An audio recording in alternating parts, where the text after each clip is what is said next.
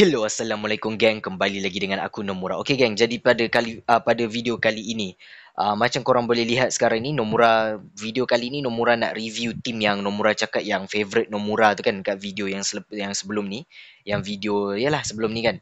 So untuk video kali ni Nomura akan review Nomura punya team lah yang Nomura selalu pakai untuk challenge, Kingdom Arena ataupun buat Bounty Hunter kan. So lima orang karakter ni adalah yang Nomura selalu pakai lah.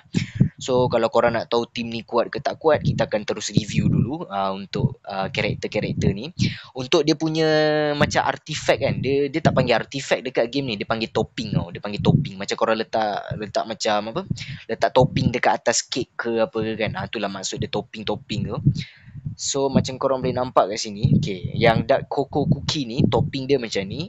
Yang tak kisahlah korang nak bagi topping apa, yang dia macam artifact kat Genshin. Kalau korang tahu game Genshin, Honkai Star Rail, Zenless Zone Zero, sepatutnya game ni tak ada masalah pun kalau bab-bab artifact ni ikut yang sesuai dengan dia punya hero. Next, kita boleh tentukan dia punya skill dia ni je kita boleh upgrade untuk bagi dia lagi kuat lah damage kan.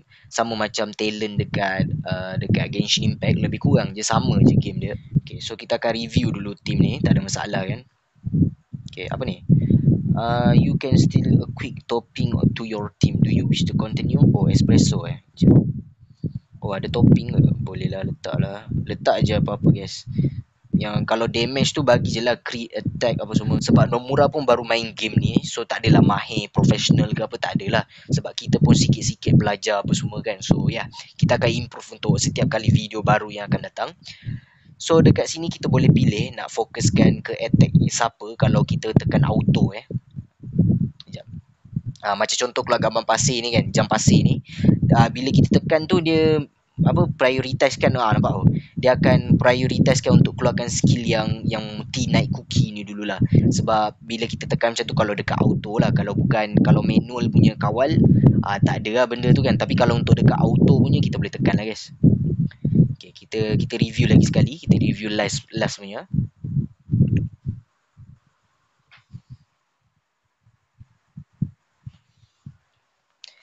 Okay, macam yang tadi, macam korang tahu, Nomura punya 5 karakter ni adalah yang favourite Nomura lah kan. Nomura paling suka 5 ni.